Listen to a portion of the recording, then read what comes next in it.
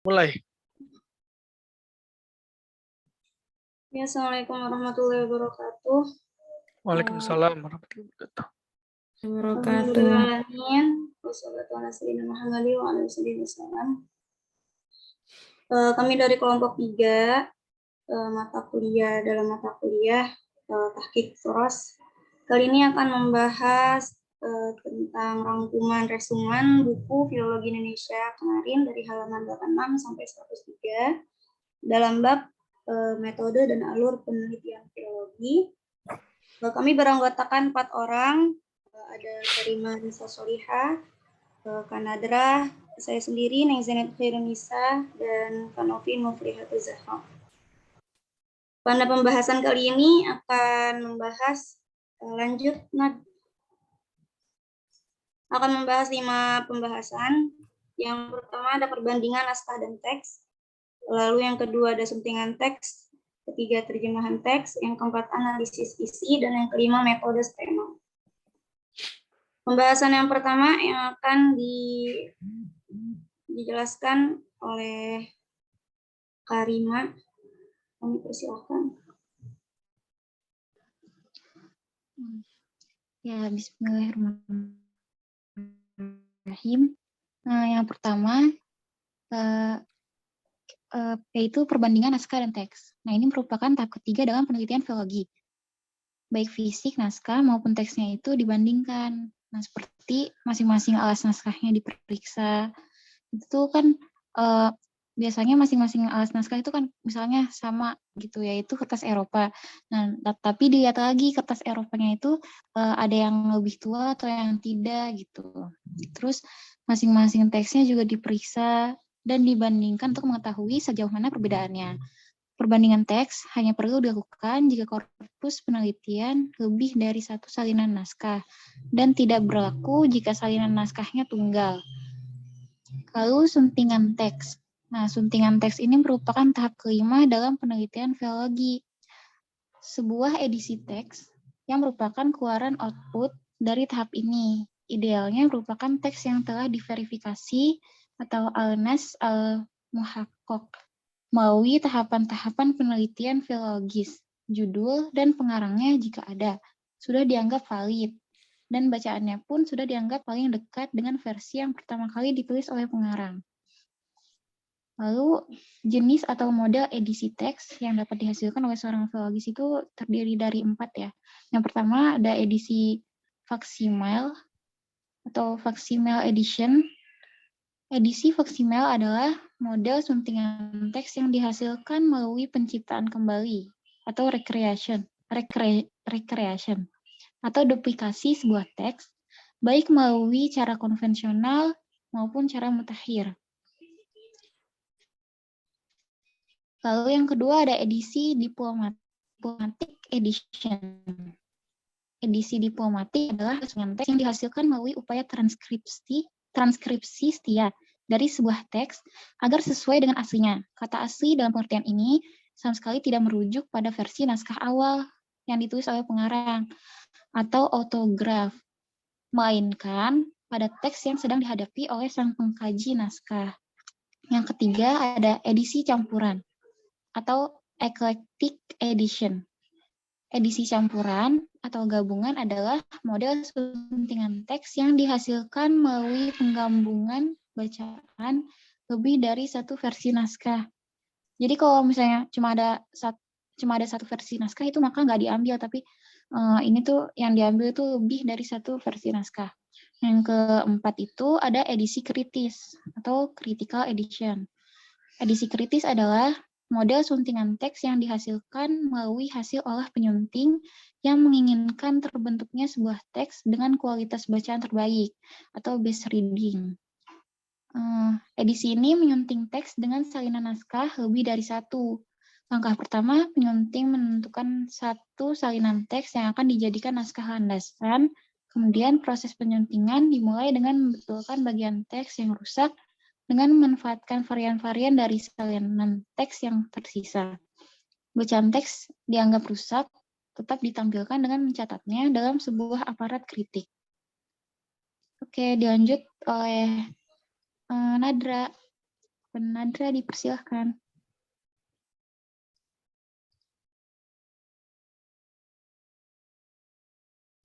Baik, selanjutnya yaitu ada beberapa hal yang dilakukan oleh penyunting terhadap suntingan teksnya. Yang pertama yaitu adalah melakukan pembagian dan membubuhkan tanda punktuasi. Yang kedua yaitu adalah melakukan intervensi berupa perbaikan teks, meliputi penggantian, penambahan, dan penghapusan bacaan yang dianggap perlu.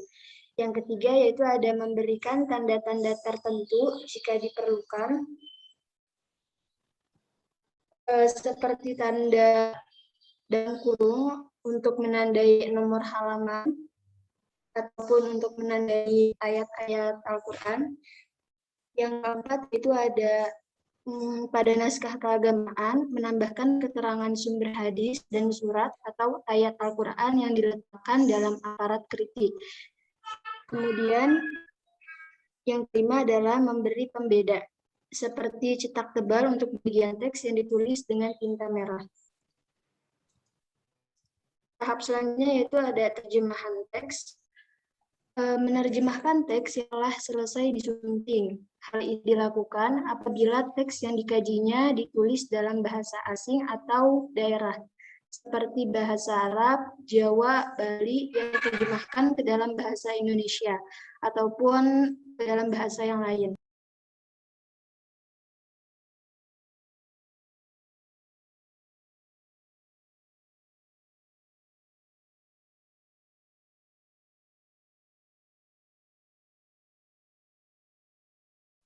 Nadra keluar ya?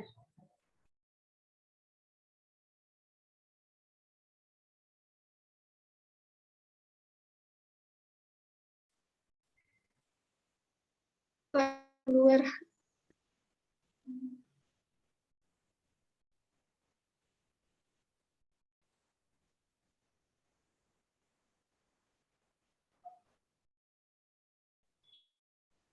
Nah, pada terjemahan teks ini, kemampuan seorang peneliti dalam menerjemahkan teks bahasa sumber ke bahasa sasaran itu sangat penting, agar pesan-pesan pengarang dapat tersampaikan kepada para pembaca secara tepat dan juga efisien. Tahap selanjutnya yaitu adalah analisis isi. Melakukan telaah atas teks dan konteksnya sesuai dengan perspektif yang digunakan. Nah, tahap ini akan bagian sangat krusial. Peneliti juga dituntut mampu menghubungkannya dengan konteks atau wacana akademik yang lebih besar dan struktur sejarah yang lebih mapan, sehingga teks yang secara intrinsik kecil, datar, dan juga biasa saja bisa menjadi besar. Nah, satu pertanyaan penting dalam tahap analisis ini yang harus dijawab adalah teks yang sedang itu ingin membuktikan apa. Baik, selanjutnya akan dilanjutkan oleh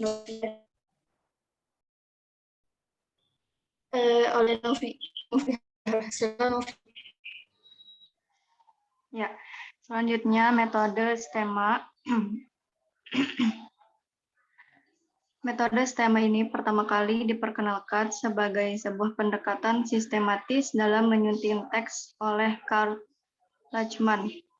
Akan tetapi, Lachmann bukan orang pertama yang memformulasikan pendekatan STEMA ini menjadi sebuah teori dan metode.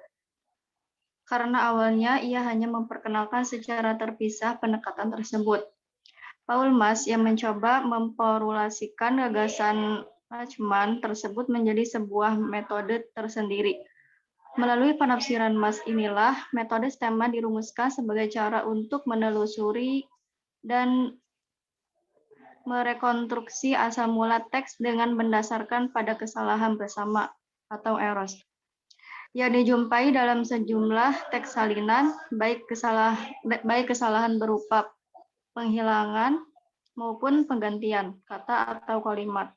Kesalahan bersama menjadi kata kunci dalam metode STEMA untuk membuat pengelompokan naskah dan merekonstruksi hubungan satu naskah dengan naskah lainnya. Ada dua pola hubungan antar naskah yang dapat diketahui melalui analisa jenis kesalahan. Yang pertama, pola yang menunjukkan bahwa Dua atau lebih salinan naskah saling dekat berhubungan, lebih dekat dibanding dengan salinan naskah lainnya. Kedua, pola yang menunjukkan bahwa satu salinan naskah lebih bersifat independen karena memiliki kesalahan tak bersama dengan salinan naskah manapun yang ada. Penerapan metode STEMA biasanya dimulai dari apa yang disebut sebagai resensio, yakni mencari bentuk mula teks berdasar pada salinan naskah yang dijumpai.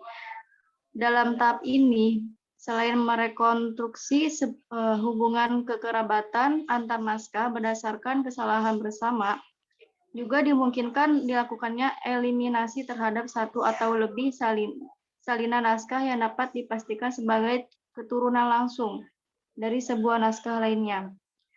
Setelah resensio, tahap berikutnya adalah metode STEMA, yaitu examinatio, yaitu tahap pengujian apakah teks yang sudah diyakini sebagai bentuk mula berdasar pohon silsilah yang berbentuk itu sudah ejek atau masih mengandung banyak kesalahan. Jika hal kedua itu terjadi, maka tahap akhir yang perlu dilakukan adalah emendatio, yakni mengoreksi berbagai kesalahan dalam teks.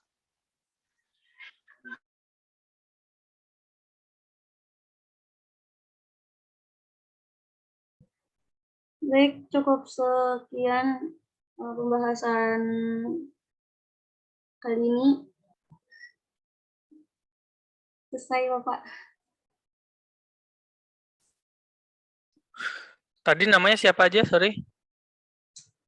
Karima, Nista Solihah, Karima, ya. Oke. Nadra, Terus, Karima, Nadra, Nadra, Neng Zenit, sama Novi Muflihatul Zahra. Neng Zenit. Mana ya Neng Zenit ya? Oh, nggak ada Nengnya, ada Zenitnya aja. Oh iya, Zenit. Iya, kalau di Google Classroom. Iya. Sama satu lagi? Novi. Novi Muflihatul Zahra. Oh, oke. Novi Muflihatul Zahra. Oke, terima kasih atas presentasinya. Selanjutnya.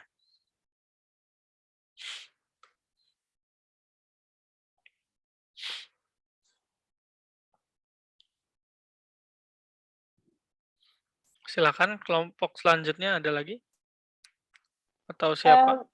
Maaf Pak, cuma satu kelompok saja. Terus Soalnya yang kan lain? selesai. Oke. Soalnya yang lain resum doang Pak. Apa mungkin ini disebutin resumannya aja? Yang di videonya resum. Di sini ada beberapa yang pakai PowerPoint nih. Oh itu karena mereka sekelompok Pak, yang dari disebutkan itu. Enggak, ada lagi selain Karima, Nadra, Novi, Zenit. Oh, Itu ada yang lagi. PowerPoint tuh. Oh boleh, kalau yang pakai PowerPoint silahkan. Iya, nanti ada Nestia misalnya PowerPoint, Nelly, kemudian siapa? Najia, Nafa. Ini banyak kok yang pakai PowerPoint. Ayo silakan yang volunteer siapa? Ini ada banyak kok yang pakai PowerPoint.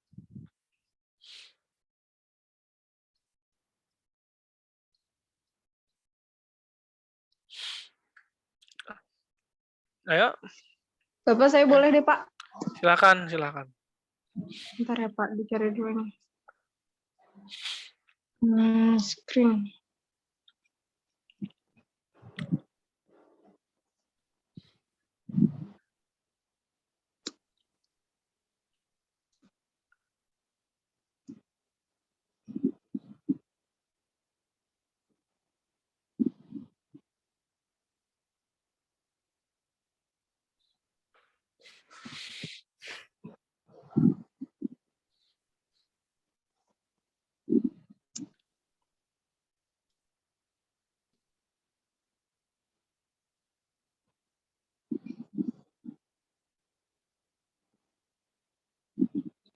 Udah bisa kelihatan belum, Pak? Ya, kelihatan. Oh, ya. Pakai handphone ya? Iya, Pak. Ya, oke. Salah. Bismillah.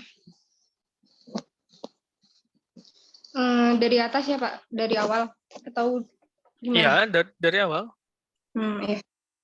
Bismillahirrahmanirrahim. Perbandingan naskah dan teks. Tahap ketiga dalam penelitian filologi adalah perbandingan naskah dan teks. Perbandingan teks hanya perlu dilakukan kalau misalkan lebih dari satu salinan naskah.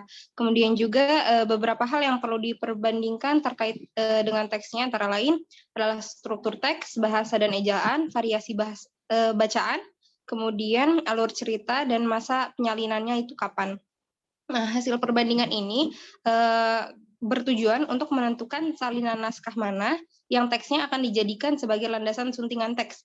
Kalau ada salinan naskah yang usianya lebih paling lama, paling tua gitu, maka teks dalam naskah itulah yang akan dijadikan sebagai landasan membuat edisi teks. Sedangkan naskah lainnya akan menjadi pembanding bacaan. Nah, tahap perbandingan ini sangat diperlukan karena salah satu asumsi dasar dari penelitian filologi adalah kalau kita menyalin itu, maka atau mereproduksi atau mentransmisikan kembali tulisan tangan pasti akan mengandung keragaman bacaan. Selanjutnya, suntingan teks. Tahap kelima dalam penelitian filologi adalah membuat suntingan teks, atau dengan kata lain, menyiapkan edisi teks yang bisa dibaca dan dipahami oleh khalayak luas. Output dari tahapan ini idealnya merupakan teks yang telah diverifikasi dan sudah dianggap valid. Bacaannya pun sudah dianggap paling dekat dengan versi yang pertama kali ditulis oleh sang pengarang. Nah, hal terpenting adalah penyunting harus menjelaskan semua sistem dan tanda-tanda yang dibuatnya dalam pengantar edisi, sehingga pembaca mampu membedakan mana bagian teks asli dari pengarang dan bagian dari campur tangan penyunting. Nah, ini 4 jenis atau model edisi teks yang dapat dihasilkan dalam penyuntingan. Yang pertama, edisi faksimil. Edisi faksimil ini adalah duplikasi. Metodenya itu menduplikasi sebuah teks, baik melalui cara konvensional maupun cara yang paling mutakhir gitu. Penyunting membiarkan tampilan teks itu teks tersebut apa adanya. Kemudian edisi diplomatik. Edisi diplomatik ini metode dengan upaya transkripsi setia dari sebuah teks agar sesuai dengan aslinya. Kata asli dalam pengertian ini bukan merujuk pada versi naskah awal yang ditulis oleh pengarang autograf, melainkan pada teks yang sedang dihadapi oleh sang pengkaji naskah. Dalam edisi diplomatik ini pun ada tanda-tanda diakritik atau tanda baca tertentu yang niscaya digunakan untuk menandai bagian teks yang terpaksa harus dihilangkan dan ditambahkan. Ketiga, edisi campuran. Edisi campuran ini metodenya itu penggabungan bacaan dari lebih dari satu versi naskah. Artinya, penyunting tidak mendasarkan teks yang diproduksinya dari satu sumber naskah salinan saja, melainkan dari beberapa salinan naskah yang menurutnya patut digabungkan. Hal yang perlu diingat adalah bahwa melalui edisi campuran ini, berarti penyunting sama sekali tidak bertujuan untuk menelusuri asal mula teks yang ditulis oleh pengarang. Kemudian yang keempat ada edisi kritis. Edisi kritis ini metode melalui hasil oleh penyunting yang menginginkan terbentuknya sebuah teks dengan kualitas bacaan terbaik atau best readings. Penyunting biasanya tidak membiarkan teks yang dihadapinya itu apa adanya, melainkan melakukan campur tangan, baik berupa perbaikan, pengurangan, penambahan, atau penggantian kata sejauh dapat dipertanggungjawabkan. Metode penyuntingan seperti ini seyogianya diterapkan dengan sangat hati-hati, karena bisa saja bagian yang diintervensi itu justru menjauhkan keaslian teksnya dari versi pengarang. Lanjut, Pak.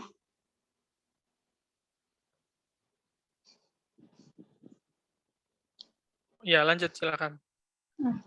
Ya, selanjutnya ada terjemahan teks. Tahap ke-6 dari penelitian filologi ini adalah menerjemahkan teks yang telah selesai disunting. Penerjemahan ini dilakukan jika teks yang dikajinya ditulis dalam bahasa asing atau bahasa daerah yang tidak banyak dikenal oleh kebanyakan calon pembaca. Kemampuan sang peneliti dalam menerjemahkan teks bahasa sumber ke bahasa sasaran menjadi sangat penting agar pesan-pesan sang pengarang dapat sampai kepada pembaca secara tepat dan efisien. Kemudian ada analisis isi. Tahap ketujuh dalam penelitian filologi adalah analisis isi, yakni dengan melakukan telaah atas teks dan konteksnya sesuai dengan perspektif yang digunakan. Peneliti dituntut untuk tidak saja mampu menjelaskan makna-makna teks yang dikajinya, melainkan juga menghubungkannya dengan konteks atau wacana akademik yang lebih besar. Kemudian ada metode STEMA. Metode kritik teks paling terkenal dalam tradisi filologi klasik yaitu adalah metode STEMA. Metode ini pertama kali dikenalkan oleh Karl Lachmann. Ia meyakini bahwa pendekatan sistematis perlu dilakukan sebelum seseorang memanfaatkan sebuah teks untuk bahan kajiannya. Ialah Paul Mees yang mencoba memformulasikan dan menafsirkan gagasan-gagasan Lachmann tersebut menjadi sebuah metode tersendiri. Melalui penafsiran Mees inilah, metode STEMA dirumuskan sebagai cara untuk menelusuri, melacak, dan merekonstruksi asal mula teks. Ini artinya metode STEMA hanya dapat diterapkan pada teks yang salinan naskahnya lebih dari satu. Tahap pertama adalah mencari kesalahan bersama untuk membuat pengelompokan naskah dan merekonstruksi hubungan satu naskah dengan naskah lainnya.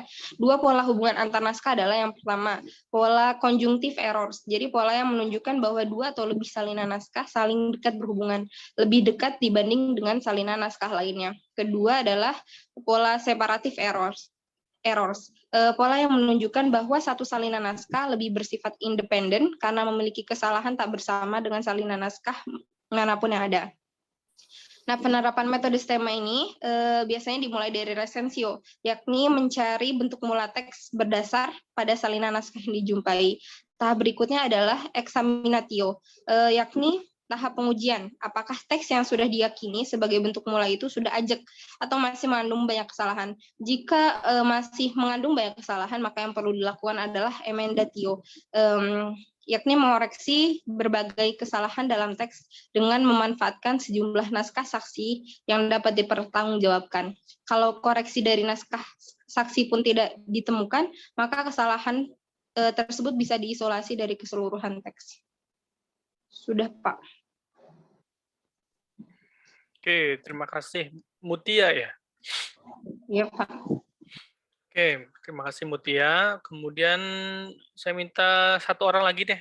Kira-kira cukup. Satu orang lagi.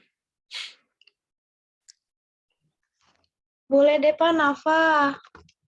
Ya, silakan Nafa. Sebentar ya Bapak. Share screen ya Pak? Iya, bukan kirain share pulsa gitu. Aduh.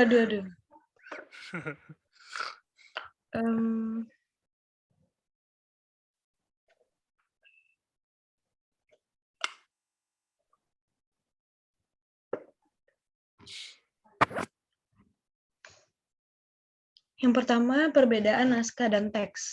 Perbandingan naskah dan teks ini merupakan tahap ketiga penelitian filologi, baik fisik naskah maupun teksnya dibandingkan masing-masing alasnya diperiksa.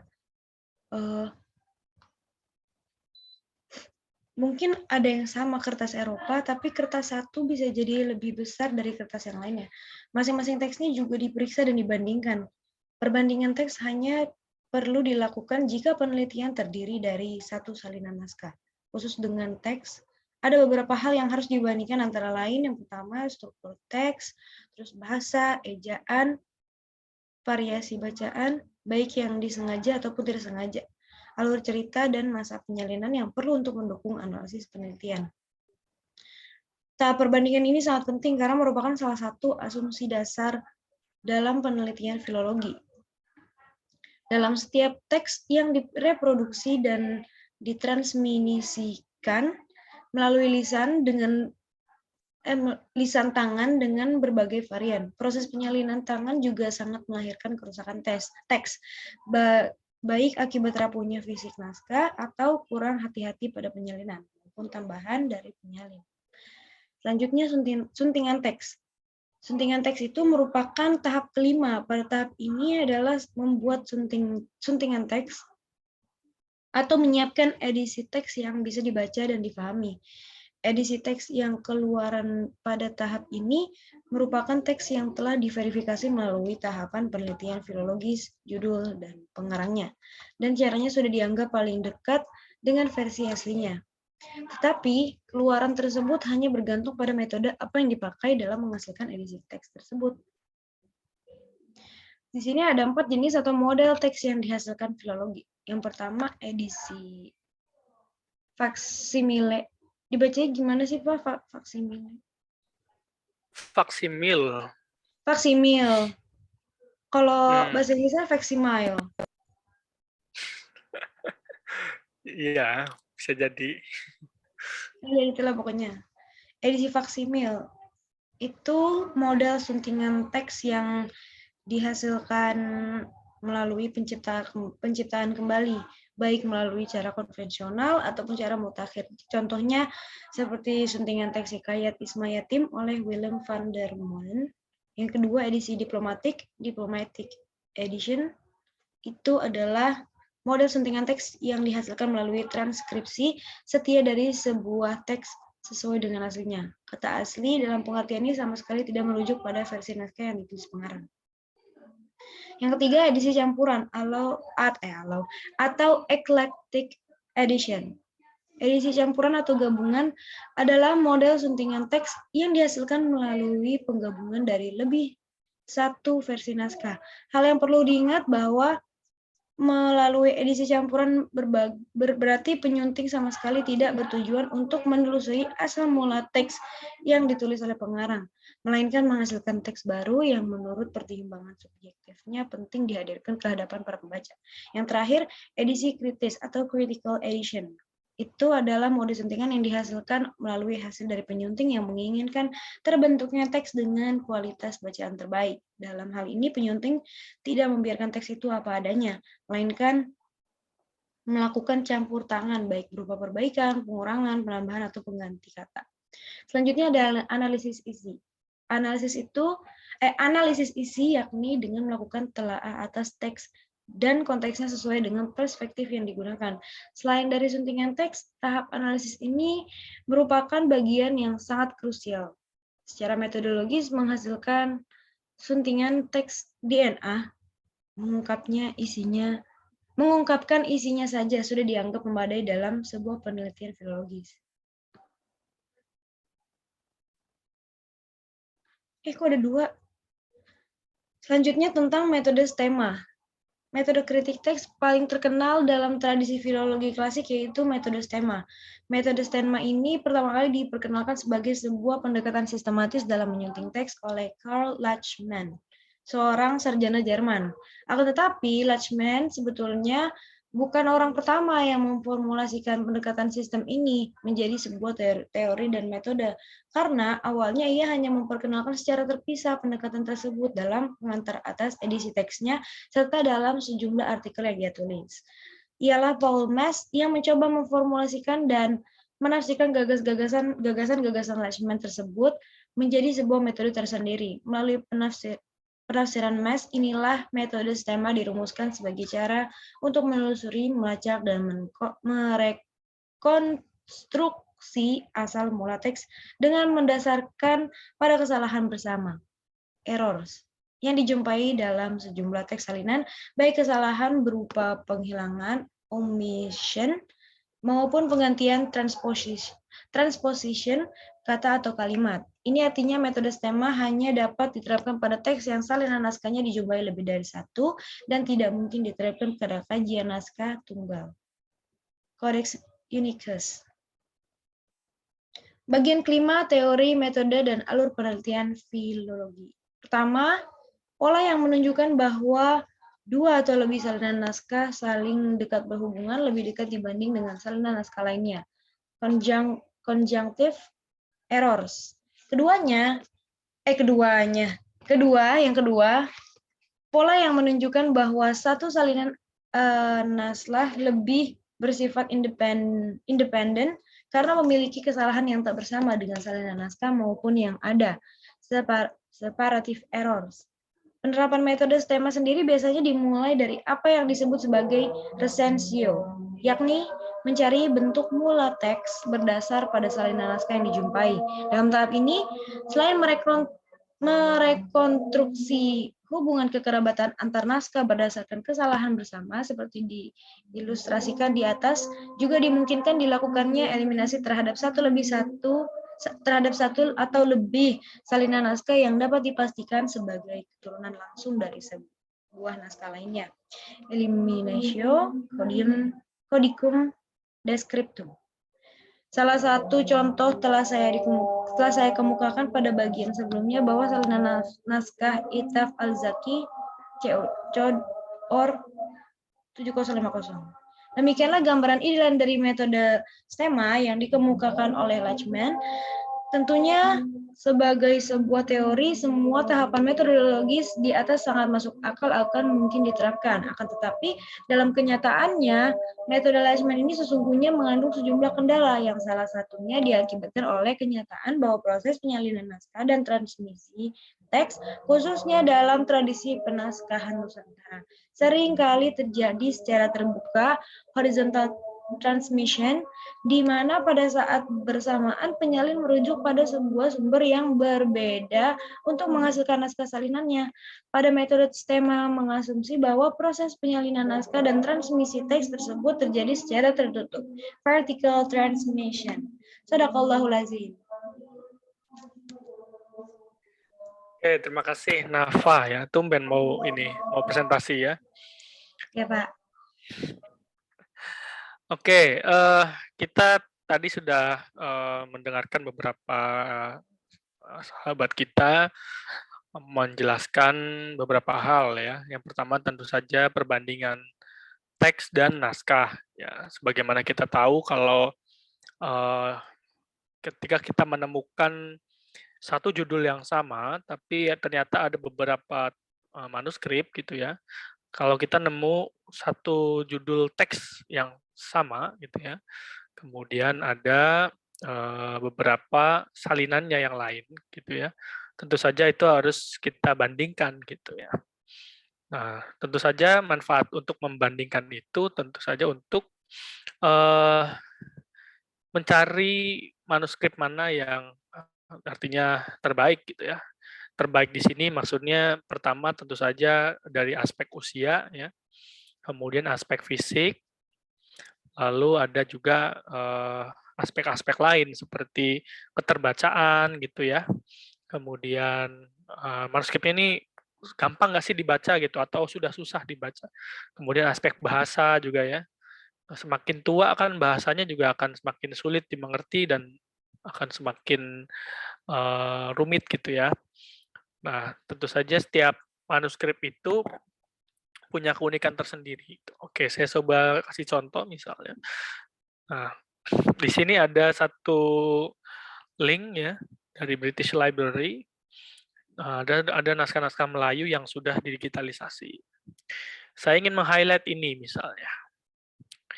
Di MSS, ini kelihatan kan ya? Saya perbesar. Kelihatan, Pak. Oke. Ini ada MSS Malay B7 ya, sama MMS Malay B8 ya. Nah, oke, kita buka ya. Ini judulnya sama, Hikayat Bayan Budiman, kemudian Hikayat Bayan Budiman gitu ya. Nah, tentu saja ketika ada dua atau tiga atau seterusnya gitu, itu harus dibandingkan gitu. Nah, misalnya kalau secara kasat mata misalnya, kita bisa lihat misalnya di MSS Malay B7 ini tahun 1808, kemudian MSS Malay B8 itu sama tahunnya, tapi dia di sini ada tulis first 10 stories gitu ya, atau 10 cerita pertama gitu ya. Nah, jadi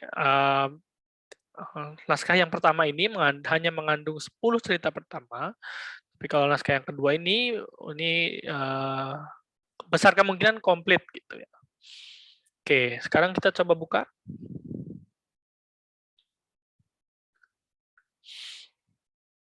Nah, kalau nanti teman-teman kalau buka ya seperti ini hasilnya ya.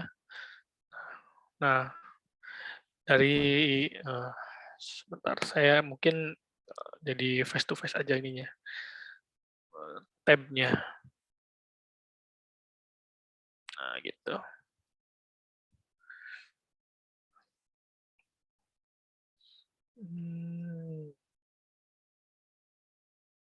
Desktop ya. Terlihat dua jendela ya. Atau 2 tab. Iya, Pak. Ya kan?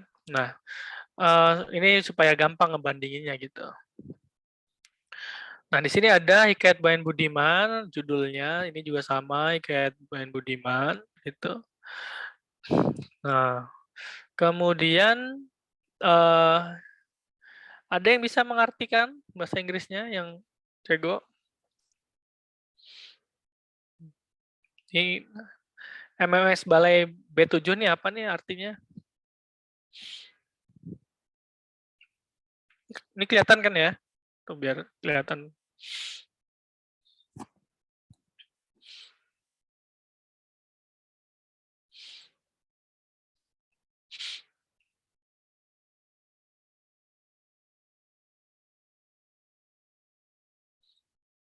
Ada yang bisa mengartikan?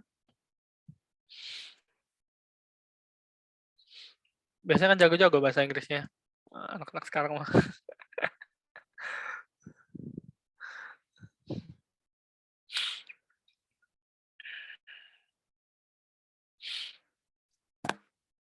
Hikayat Bayan Budiman. Cerita seekor burung, parrot apa parrot? Parrot Kakatua pakai, bukan, Pak? nah iya kakatua, betul. Cerita seekor burung kakatua yang bijaksana gitu ya. Ditulis dalam aksara dalam bahasa Melayu, aksara Jawi kan. Menceritakan burung kakatua gitu ya. Dalam apa namanya? Fiksi gitu ya. Yang bernama Maimun gitu. Ada seorang bernama Maimun, kemudian ada juga seekor burung kakatua gitu. Nah, kemudian si Maimun ini punya istri, kemudian karena istrinya ini pengen berbuat serong ya atau mau selingkuh gitu ya. Cuma dicegah sama burung kakatua ini gitu. Dengan cara, nih misalnya istrinya mau keluar suaminya nggak ada, mau keluar kamar atau mau keluar rumah gitu ya, mau selingkuh sama salah satu pangeran kalau nggak salah. Nah itu kemudian dicegahnya itu dengan cara menceritakan 22 cerita bersambung gitu ya. Jadi setiap harinya tuh si kakak bercerita gitu selama 22 hari gitu. Nah, mirip kayak ceritanya siapa tuh pernah ada seorang raja yang apa namanya yang membunuh setiap istri yang dinikahinya gitu. Kemudian si istri itu bercerita gitu. Mirip kayak gitu. Entah itu Aladin atau apa ya, para kisah raja Mesir gitu ya. Gitu. Nah, itu kayak gitu pola ceritanya. Nah, kemudian ada kolofonnya pada halaman verso ya 110 verso dan ada juga bentuk dekoratif apa namanya kayak kalau di kitab kuning itu kan agak berbentuk V gitu ya di bagian belakang gitu ya. Nah, kemudian selesai pada bulan Rajab tanggal 1 tahun 1223 Hijriah atau 23 Agustus 1808. Nah, ini keterangannya. Nah, dari apalagi yang kira-kira berbeda secara kasat mata dari dua manuskrip ini?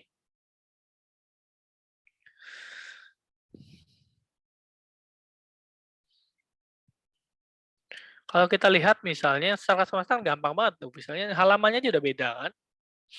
Iya, Pak, halamannya, Pak. Iya kan, naskah B7 itu ada 233 halaman. Kemudian naskah B8 hanya 181 halaman. Karena tadi kan juga apa namanya Kalau yang B itu cuma 10 cerita pertama. Kalau naskah B7 itu ada 22, itu kan udah beda tuh. Ada yang pertama itu 22, yang kedua 10. Jadi itu dibedakan tuh. Jadi perbandingan tuh kayak gitu tuh. Jadi kita menulis perbandingan naskah tuh seperti itu. Naskah B7 kayak gini gitu ya. Halamannya segini, naskah B8 halamannya segini gitu. Terus ceritanya seperti apa, B7 dan B8 juga ceritanya seperti apa. Nah, kemudian kita lihat ke bawah misalnya dimensinya, ya. Kemudian ini bahasanya sama ya, Melayu. Kemudian physical description atau deskripsi fisik manuskripnya. Gitu ya. Dimensinya itu 220 kali 170 mm, artinya 22 cm kali 170 cm ya. Jadi panjang kali lebarnya, tapi naskah B8 itu 22 cm kali 150 cm, 150 mili atau 22 cm kali 15 cm gitu. Dari ini berbeda gitu ya. Nah, kalau kita lihat naskah B7 itu kertasnya Eropa dan kertas Cina gitu ya. Artinya kertas itu campuran gitu. Nah, sedangkan B8 hanya menggunakan kertas Eropa. Jadi gitu ditulisnya tuh gitu. Jadi perbandingan naskah tuh ya kayak gini. Pertama aspek judul gitu ya. Kalau judul kan sama ternyata. Kemudian aspek isi, kontennya sama gitu kan. Kemudian halamannya beda ternyata. Lalu bahasa, nih bahasanya sama. Aksaranya juga kan sama ya. Aksara Jawi ya. Kemudian kepemilikan, kepemilikannya ternyata sama gitu, tapi beda nomornya gitu kan. Yang B7 ini 285, yang B8 ini 327 gitu. Kemudian bibliografinya ternyata sama gitu. Atau katalog yang menulis naskah ini tuh sama. Nah gitu. Jadi kalau perbandingan itu ya gitu, artinya persamaan dan perbedaan gitu yang diungkap gitu ya. Oke, ini baru dari aspek fisik atau aspek yang memang kasat mata gitu ya. Sekarang kita coba lihat dalamnya gitu ya. Teksnya.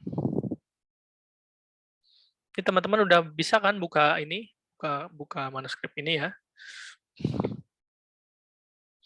Nah, secara ini juga kan coret-coretannya agak mirip-mirip ya.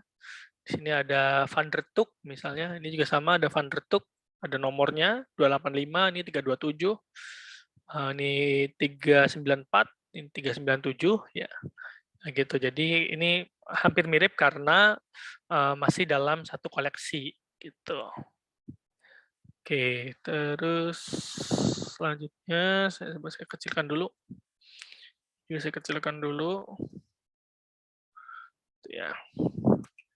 Kita langsung ke halaman pertama aja misalnya. Halaman pertamanya, ternyata ini halaman pendahuluannya banyak banget. Nah, halaman pertama udah berbeda ya. Nah, ini kan halaman pertama atau halaman pelindung. Halaman pelindungnya aja udah beda. Ini kosong ya, hanya ada cap koleksi ya. Tapi kalau di sini ada yang bisa baca?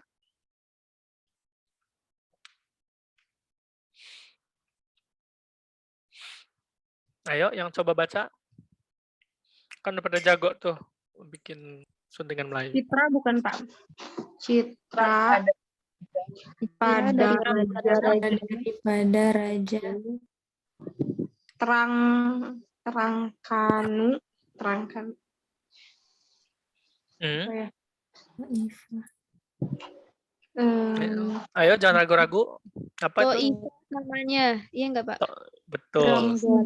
Jadi ini ada citra atau cerita ya, citra. Kalau zaman dulu ada cerita, ada citra, ada cerita gitu. Daripada Raja Trengganu. Nah, kalau G di Melayu itu seringkali titiknya itu nggak ditulis gitu. Kayak kaf biasa aja gitu. Ya, Trengganu. Ya memang kalau untuk melihat ini kan nama ya. Jadi kalau nama itu memang tergantung ya teman-teman banyak baca atau enggak gitu di literatur lain gitu ya. Trengganu Thaifah namanya gitu. Oke. Nah, kalau di sini kan ada tuh cerita Taifah gitu kan. Oke, ini halaman pertama. Ini jadi kalau ada R itu namanya rekto ya. Nah, ini teman-teman harus diingat, kalau R itu rekto, kalau V itu verso. Jadi rekto itu biasanya halaman ganjil, nah verso itu halaman sebelahnya atau halaman genap. Gitu. Nah jadi kalau zaman dulu tuh halamannya nggak 1, 2, 3, 4, 5 gitu ya, urut gitu. Kalau sekarang kan halaman itu yang urut. Nah tapi kalau dulu itu satu pakainya lembar ya, satu lembar itu ada satu rekto dan satu verso. Kalau dalam manuskrip ya. Kalau buku zaman sekarang kan udah halamannya itu berurutan ya 1, ya 2, 3 dan seterusnya. Kalau dulu itu pakai recto dan verso sistemnya. Oke, itu. Sekarang kita coba lihat teksnya gitu. Oke, ini ternyata masih ada halaman kosong. Halaman kosong lagi. Nah, ini sudah mulai. Berarti dia ada di halaman F2V atau folio ya, F-nya folio nih. 2 verso dan F 1V. Dan folio 1 verso. Oke, kita bandingkan. Ini namanya juga perbandingan ya. Jadi memang harus dibandingkan manuskripnya gitu. Ini kelihatan kan teman-teman? Kelihatan, Pak. Kelihatan, Pak. Nah, oke. Nah, dari dua ini udah kelihatan kan beda, ada beda kan? Secara kasat mata kan udah ada perbedaan tuh. Kalau di B7 itu ada rubrikasinya itu lumayan banyak ya. Kan rubrikasi masih ingat? Rubrikasi masih ingat? Pak. Apa tuh? Tinta merah. Ya, tinta merah nih, ya kan? Ini kan rubrikasi lah. Udah secara kasat mata tinta merah itu rubrikasi lah, atau tinta yang berbeda warnanya itu rubrikasi gitu. Adapun fungsinya kan waktu itu sudah pernah saya jelaskan. Nah, kalau di sebelah kanan layar B8, nah itu kan tidak banyak ya. Rubrikasinya hanya ada di baris pertama saja. Gitu. Nah, kayak gitu-gitu tuh dibandingkan gitu. Nah, ini namanya secara umum kayak gini tuh ya kerja-kerja filologi itu seperti ini gitu. Mentahkik itu kan mencari bacaan yang terbaik sebetulnya kan, atau mencari versi yang terbaik gitu. Nah, kalau dalam hal ini kan secara tahun ya perbedaannya dalam hitungan bulan, 1 atau 2 bulan gitu ya. Nah, tahunnya kan sama gitu. Nah, jadi harus dibandingkan. Oke. Ada yang mau coba baca misalnya? Coba baca.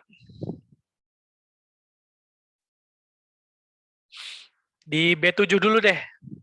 B7. Ini B7. Sorry.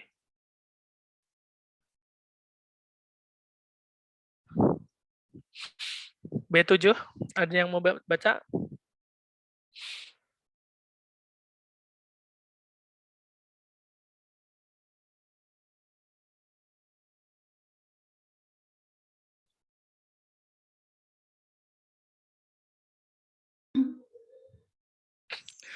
Ayo, yang berani siapa? Jadi, Pak. Kenapa? Ini ada yang siapa yang mau baca kan, Pak? Terus? Iya, silakan. Ya, silakan. Kamu ya, mau coba? Iya dah. Sebentar. Saya buka Word-nya dulu ya. Sebentar. Word-nya mana tadi ya? Saya lupa. Oh, ini. Maksudnya saya ngetikin deh. Gitu. Hasil bacaan kamu. Yang B7 ya, Pak? Kenapa? Yang B7. Ya, B7. Ya, Kelihatan kan? Kelihatan ya? kelihatan. Oke, sebentar saya buka Word-nya dulu. Maksudnya biar saya ketikin gitu ya. Maksudnya ini praktek cara, kalau teman-teman kan kemarin naskahnya naskah tunggal ya. Nah, sekarang kita coba naskah yang ganda lah gitu.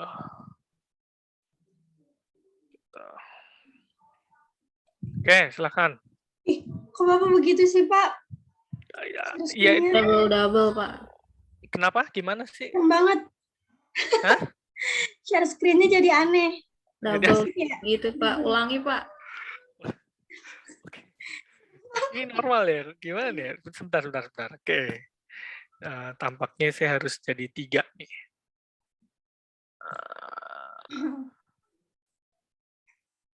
Share screen jadi aneh. Nah, ini kita coba satu halaman aja dulu. Ya, beberapa baris gitu ya.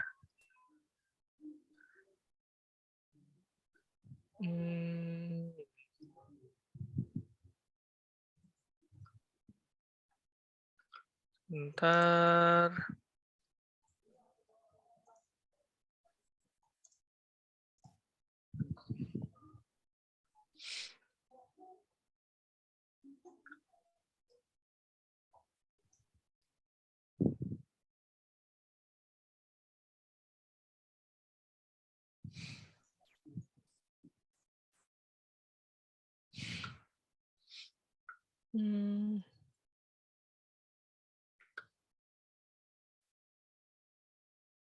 Udah terlihat ada 3 tab ya. Pertama naskah B7, B8 sama Word-nya. Oke. Udah terlihat kan, bener kan ya? Iya. Nggak aneh lagi kan? Oke, silakan. Ya, yang Mulai. B7 itu wabihi nasta'in billah. Pelan-pelan dong. Ini saya ngetiknya. Nasta'in.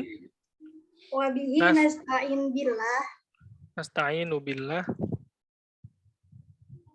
Terus? Illa alayya. Illa, itu illa bener. Apa itu? A'la kali. Lillahil. A'la. Billahil a'la. Oh iya, Allah. Ya gitu, bahasa Arabnya kudu jalan ya. A'la. Ini Terus? hikayat. Ini hikayat. Teman-teman bantuin dong. Diri pada Cerita. cerita diri. Dari itu diri. Daripada. Daripada. Ayo Bunda. Hikayat. Sohibul Yang hikayat yang Dahulu daripada bahasa Melayu yang asli. Mana? B7 loh. Dipindahkan bukan Pak? Ini yang Iya, dipindahkan. Dipindahkan. B7 bahasa Melayu. Nah, Yang ini yang dibaca B7 loh ya. Ada yang baca B8 deh soalnya. Iya Pak, yang dibaca. Melayu dipindahkan.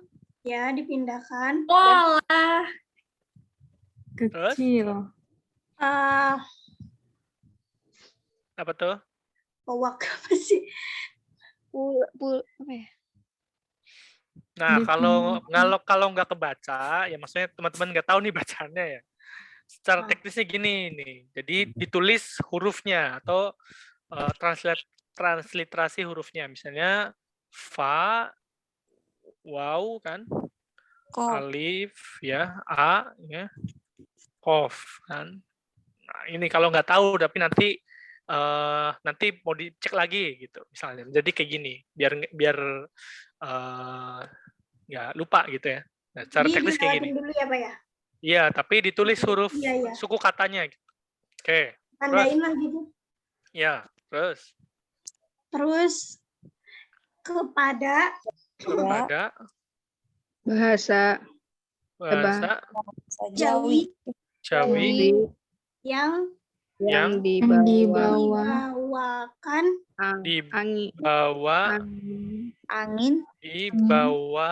Nah, ini kan harusnya ada haknya ya di bawah ya. Oh, di bawah.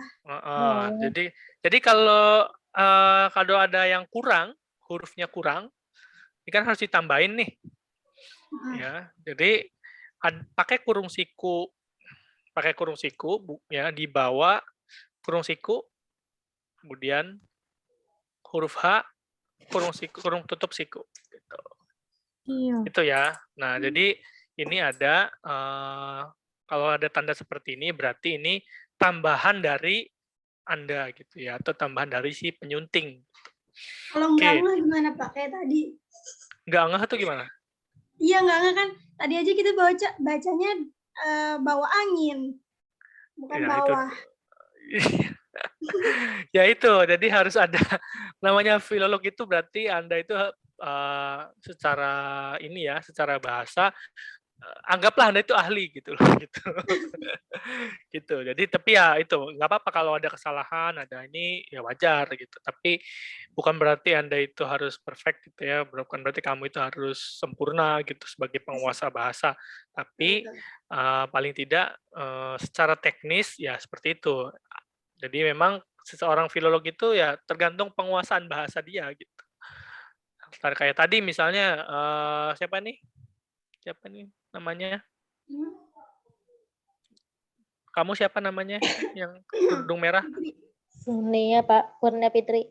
Kurnia misalnya. Tadi kan bacanya Ali kan atau illa apa gitu kan. Tapi tadi ada yang dibetulkan al-a'la gitu. Itu kan artinya penguasaan bahasa kamu sama penguasaan bahasa temenmu kan beda. Nah, emang kayak gitu-gitu tuh seorang filolog ya memang seperti itu gitu. Dan wajar, tapi yang penting secara teknis ya benar gitu. Oke, di bawah angin. Ya. Ini kata Sohibul hikayat itu bermula. Oke, cukup dulu ya. Ini segini dulu. Kita ke naskah B8. Ya, naskah B8 kan tadi kan harus dibandingkan toh? Iya, betul-betul. Nah, gitu. Oke, kita naskah ke B8. Coba dibaca. Wabihi nasta'in billah. Al-a'la.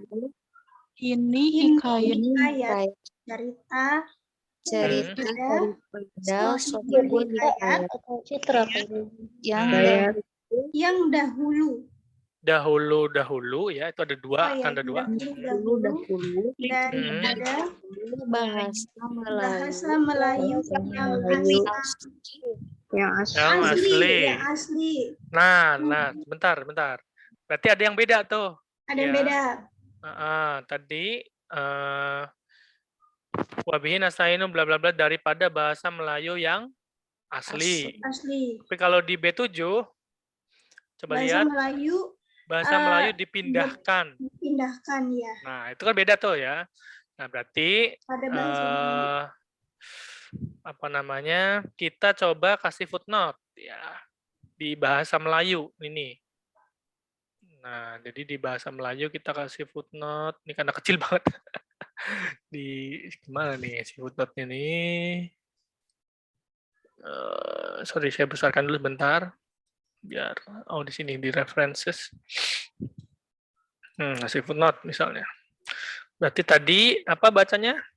Yang asli ya. Ya, yang asli. B8 tanda titik 2. Bapak. Ya, sorry. Bapak maaf itu Zoom nggak kelihatan, kecil banget. Ya, nanti hasilnya nanti saya ini share ya. Bahasa Melayu yang asli. Oke. Nah, ini kelihatan ya. Kelihatan kan naskahnya, Mah? Manuskripnya kelihatan kan teks manuskripnya? Kelihatan, Pak. Kelihatan ya. Oke. Iya. Berarti tadi naskah B7 itu dipindahkan, kalau naskah B8 bahasa Melayu yang asli. Nah, itu dari situ kelihatan tuh. Kira-kira mau pakai yang mana berarti? Kan? Yang tadi itu yang dipindahkan. Kalau tadi yang kalau B8 yang asli gitu. Nah, tapi permasalahannya kalau B7 itu komplit naskahnya, kalau B8 itu cuma 10 gitu ternyata. Kalau B8 itu nggak komplit gitu. Nah, kayak gitulah perbandingan itu seperti itu. Jadi dari hal-hal seperti itu tuh diketik atau diucapkan gitu nanti pas deskripsi naskah gitu ya. Teman-teman kan waktu itu belajar mendeskripsikan ya. Mendeskripsikan manuskrip gitu. Nah, kayak gitu-gitu tuh dicatat, ditulis. Berarti kalau B7 itu ternyata ada perbedaan dari segi konten ya, itu dari segi isi. Kalau dari antara B7 dan B8, kalau yang B8 ternyata dia menggunakan bahasa Melayu yang asli, tapi kalau B7 ternyata bahasa Melayu yang sudah dipindahkan gitu, atau maksudnya sudah lebih baru gitu ya, bukan lebih lama. Oke, lanjut. Bahasa Melayu yang asli, kemudian, aduh sorry, ini emang sensitif banget ya. Oke, bahasa Melayu yang asli, kemudian Yang baca. di apa tuh? Yang apa? Yang disuratkan bukan Pak? Ya, betul. Yang disuratkan. Disuratkan hikayat ini. Hikayat ini. Adapun ini. Hikayat ini. Ya, terus? Yang empunya. Ya, betul. Yang empunya. Cerita. Bukan sebarang orang. Ya, terus yang boleh apa tuh? Menerjemahin. Apa sih? Menaruh. Jimnya mana coba? Cerita ini. Adapun ya, cerita ini. Menaruh cerita ini.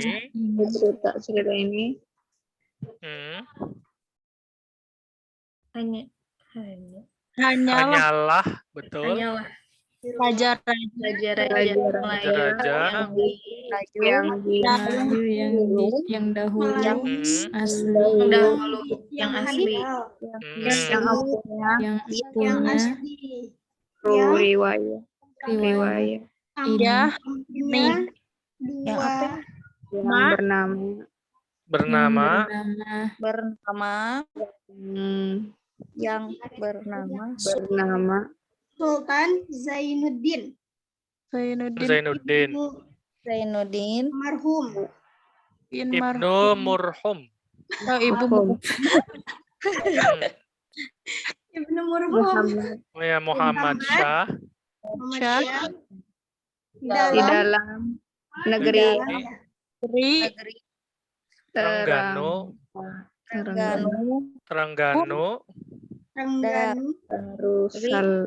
Darussalam. Oke. Nah, cukup ya. Dari dua naskah ini apa menurut kalian yang perbedaannya apa? Kira-kira dari tadi baca tuh isinya apa sih?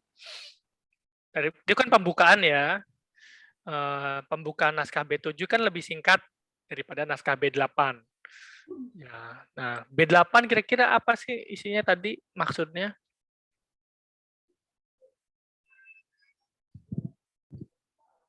Naskah ini kayak B7 ya. Kalau B7 Jawi. Ya, kalau B8 ini Melayu asli. Terus? Tadi yang raja-raja tuh apa tuh? Raja Melayu.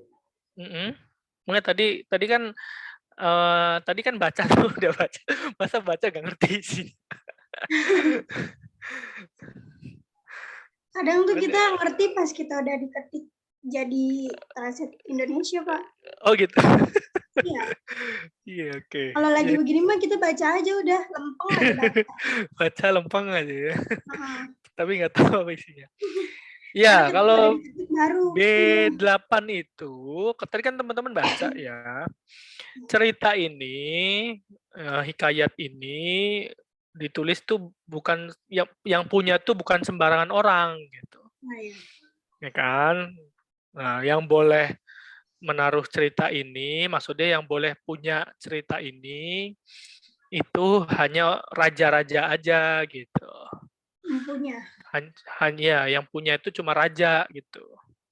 Berarti orang biasa tuh nggak boleh gitu. Berarti cuma hanya orang elit lah. Kalau sekarang mungkin oligarki lah ya, istilah kerennya. Orang elit aja gitu. Orang elit istana aja yang punya kayak gini-gini nih gitu.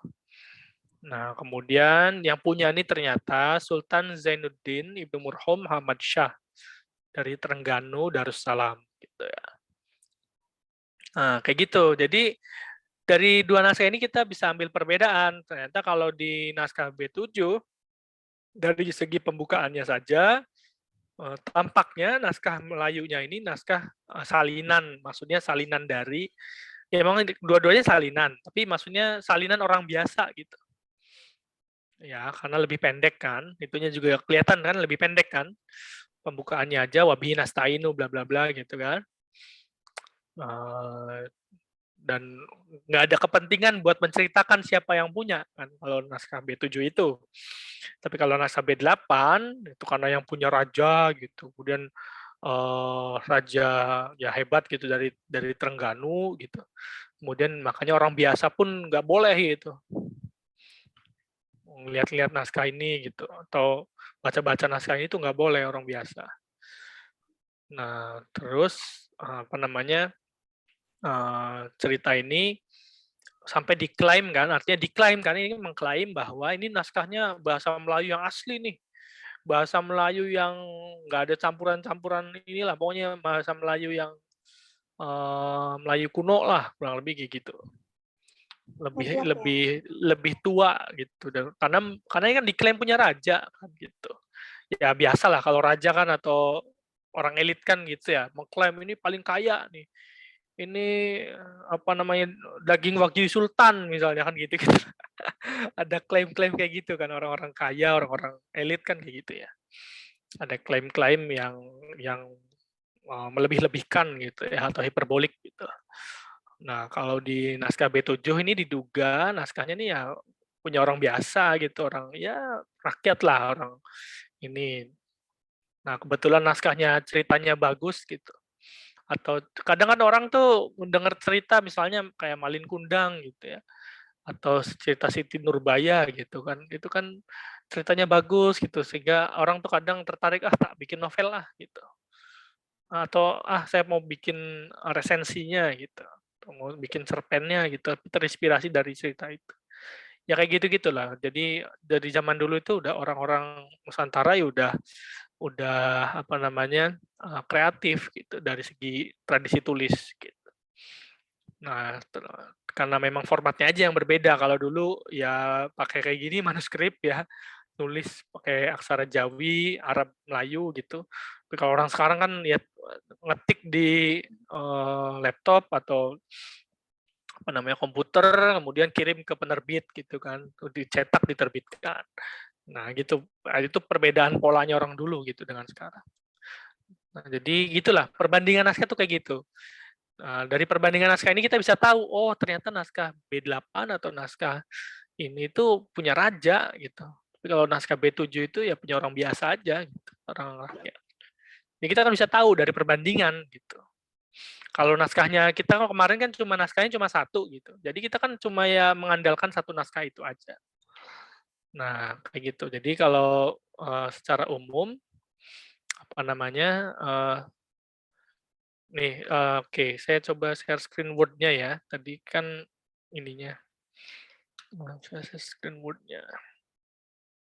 Oke, nah ini mode-nya mudah-mudahan terlihat. Nah, tadi kan ada footnote yang kita bikin ya di bawah, misalnya B8 bahasa Melayu yang asli. Nah, tapi jangan lupa ini naskah B7 misalnya. B7.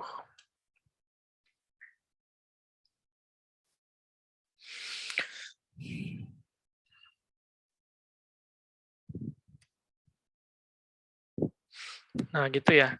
Nah, jadi jangan lupa kalau ada teks Arab di italic ya, dimiringin gitu.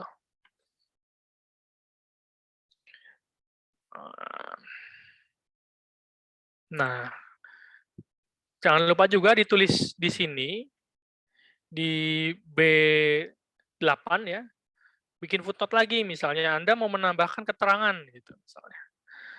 Misalnya di sini kita kasih footnote, misalnya manuskrip B8 berdasarkan misalnya kalimat pembuka menjelaskan bahwa manuskrip tersebut adalah milik Sultan siapa tadi? Nah, Sultan Trengganu, sudah gini aja deh. Saya tadi lupa siapa sultannya. Nah, jadi ada keterangan yang ditambahkan gitu ya, terkait dengan naskah yang tadi dibandingkan gitu. Nah, kurang lebih seperti itu ya. Jadi perbandingan-perbandingan itu nantinya akan berguna untuk menjelaskan ini tuh manuskrip ini itu konteksnya seperti apa gitu ya. Artinya zaman dulunya tuh kayak gimana sih gitu. Biasanya ada di naskah-naskah bandingan gitu. Kalau kita cuma satu naskah kan ya jarang sekali ada cerita-cerita seperti itu ya. Cerita-cerita pembuka yang kita baru tahu ternyata naskah ini milik sultan dan orang biasa itu nggak boleh mengaksesnya gitu kan. Nah, kurang lebih seperti inilah untuk perbandingan naskah tadi. Nah, kemudian tadi juga dijelaskan bahwa ada beberapa model edisi teks ya. Sebentar saya share screen. Nah, tadi ada edisi faksimil ya. Nah, kalau edisi faksimil itu ini sama aja kayak orang sederhananya ya, secara sederhana itu kayak orang motokopi lah. Jadi ada foto manuskrip, kemudian di print gitu aja gitu. Nah, itu edisi faksimil. Ya, jadi kayak orang motokopi manuskrip gitu. Di kertas biasa naskahnya itu ada foto naskah, dicetak biasa, di print biasa, kemudian ya sudah gitu. Tentu saja tujuannya ya bukan berarti jelek ya, walaupun memang seperti ini, tapi tujuannya adalah untuk menyelamatkan teksnya dulu gitu. Zaman dulu kan modelnya belum ada kayak naskah-naskah digital, kayak sekarang kan udah ada website ya. Nah, ini edisi faksimil ini edisi paling jadul, saya kira, maksudnya edisi jadul, tapi pada dasarnya sebelum ada era digital seperti sekarang, itu orang ya kayak gini, ada yang difotokopi, ada yang di print gitu ya, foto-foto naskahnya gitu.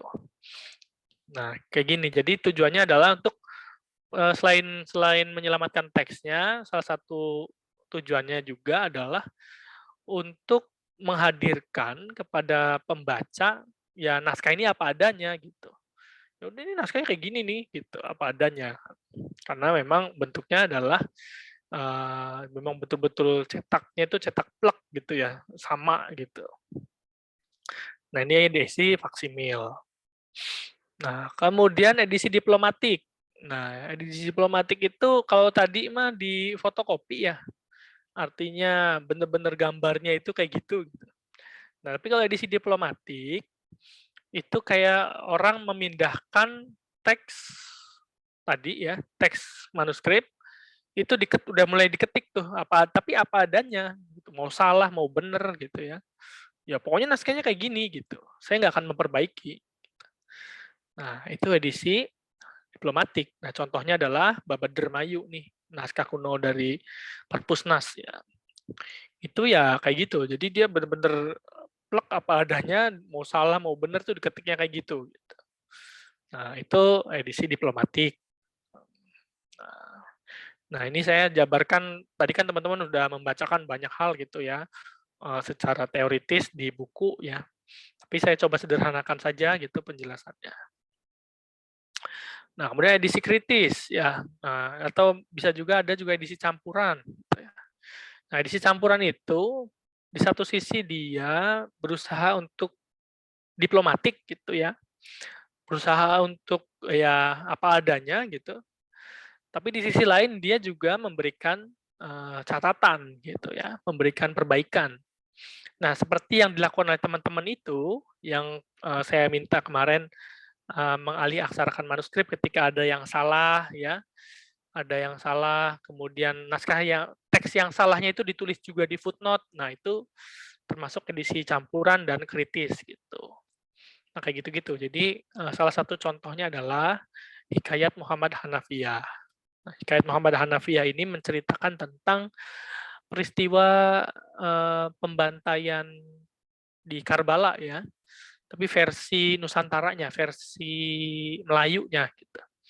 Nah, kalau di Karbala kan banyak ya ceritanya ya, ada yang versi Syiahnya di Persia gitu ya, ada versi yang Sunni, ada versi yang termasuk orang Melayu, orang-orang Nusantara juga gitu, ada cerita versi Melayunya, namanya Hikayat Muhammad Hanafiyah. Walaupun memang Hikayat Muhammad Hanafiyah ini tokoh utamanya yaitu Muhammad Hanafiyah gitu. Yang di apa namanya? Hikayat Muhammad Hanafiyah itu, Muhammad Hanafiyahnya itu kayak semacam tokoh saudaranya Ali Zainal Abidin ya, atau putranya Sayyidina Husain atau Hasan ya, saya lupa. Ya gitu ya. Berarti cicitnya Nabi gitu. Jadi ketika pembantaian Karbala itu yang cucu Nabi dibunuh, kemudian kepalanya dipenggal, bahkan ada riwayat yang mengisahkan kepalanya itu dibikin main sepak bola gitu ya oleh Yazid bin Muawiyah. Nah, itu juga diceritakan di Nusantara, itu banyak cerita-cerita kayak gitu ya. Nah, ini menggunakan edisi kritis. Jadi namanya adalah LF Brakel ya. Nah, Brakel ini dia membuat satu suntingan teks atau edisi teks dari Hikayat Muhammad Hanafiyah. Jadi manuskripnya itu banyak, kemudian dia dipilih satu, kemudian dicampur-campur gitu. Naskah A kayak gini, naskah B kayak gini. Jadi dia beberapa ilmuwan juga sempat mendebat beberapa filolog ya, mendebat metodenya Brakel gitu.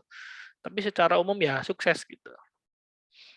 Di satu sisi dia ngambil naskah yang terbaik gitu ya, naskah yang bisa gampang dibacanya dan paling tua, tapi di sisi lain dia juga menambahkan sendiri itu beberapa berdasarkan naskah lain. Jadi kayak mencampur-campur lah gitu. Itu namanya, dia menggunakan metode hybrid atau campuran.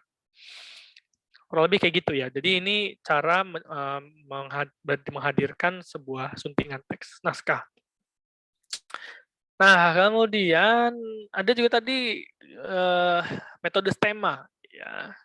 Jadi metode stema itu salah satu metode penyalinan naskah kuno secara vertikal gitu ya. Misalnya naskah A gitu ya, atau naskah Hikayat Banjar nih, ada satu contohnya Hikayat Banjar. Dia ditulis oleh penulisnya gitu ya, penulis aslinya, autograf ya. Kemudian si autograf ini punya murid gitu atau punya juru tulis yang menyalin naskah gurunya. Terus gitu ke bawah gitu ya. Gurunya punya murid lagi, menyalin lagi dan seterusnya. Nah, pada dasarnya seperti itu metode stema itu. Jadi metode secara vertikal. Jadi dari kayak orang keturunan aja, dari buyut ke cucu ke kakek ya, terusnya ke cicit dan seterusnya gitu. Jadi kayak semacam silsilah gitu ya. Nah, itu metode stema. Tapi di Nusantara ini, di Indonesia, orang nyalin naskah tuh ya bebas aja gitu. Nggak mesti saya itu punya kakek menyalin naskah kakek saya gitu, nggak mesti zaman dulu. Atau secara umum namanya penyalinan terbuka. Tadi kan disebutkan oleh beberapa presenter ya, atau yang presentasi, itu ada penyalinan terbuka. Nah, penyalinan terbuka itu artinya semua orang bebas gitu, mau menyalin apa saja. Gitu. Apalagi ketika Islam datang ya ke Indonesia atau ke Nusantara itu. Nah, zaman dulu itu yang nyalin-nyalin naskah kuno itu nggak sembarang orang. Tadi aja disebutkan ya nggak semua orang itu. Ya biasanya kalau di masa Hindu-Buddha ya hanya kasta-kasta tertinggi, misalnya Brahmana dan Satria aja gitu, raja dan pendeta aja gitu, kalangan istana dan kalangan kuil ya atau pendeta saja yang bisa menyalin naskah gitu atau membaca gitu ya. Yang rakyat mah ya udahlah ngapain gitu, nggak ada pentingnya gitu. Dan bahkan tidak boleh gitu, tidak diperbolehkan. Tapi begitu Islam datang ya ke Nusantara, ya apalagi dengan ayat Al-Quran, ayat pertama kan Iqra ya, artinya membaca. Jadi semua umat Islam itu ya wajib membaca gitu ya. Mulailah menghilangkan sekat-sekat itu. Jadi semua orang bisa mempunyai manuskrip, mempunyai karya gitu, selagi dia bisa belajar nulis ya bisa gitu ya. Bahkan rakyat-rakyat jelata pun kan banyak naskah-naskah kunonya gitu. Rakyat-rakyat yang artinya tidak punya akses atau yang dulunya kastanya bawah juga bebas aja, mau nggak ada larangan gitu kan. Nah, dari situlah metode STEMA itu ya susah diterapkan di Indonesia. Karena memang secara umum penyalinannya semua orang sudah apa namanya, sudah banyak modifikasi gitu. Misalnya saya di sini misalnya saya di Ciputat nyalin naskah kuno dengan orang yang di Medan, yang orang di Sulawesi ya, itu tentu kan beda gitu. Karena meskipun naskahnya sama aja, misalnya ceritanya tentang Nabi Yusuf misalnya. Ya kayak gitu-gitu. Jadi itu metode STEMA kan harus runut gitu ya, harus dari atas ke bawah, misalnya dari buyut ke cicitnya gitu kan, gitu. Artinya ada silsilah seperti itu. Tapi kalau udah horizontal tuh ya udah merata gitu ya, udah semua orang bisa menyalin, ya metode STEMA ini nggak bisa dipakai gitu. Artinya tadi jadinya pakai bisa edisi ini apa namanya tadi diplomatik, bisa pakai edisi kritis gitu ya.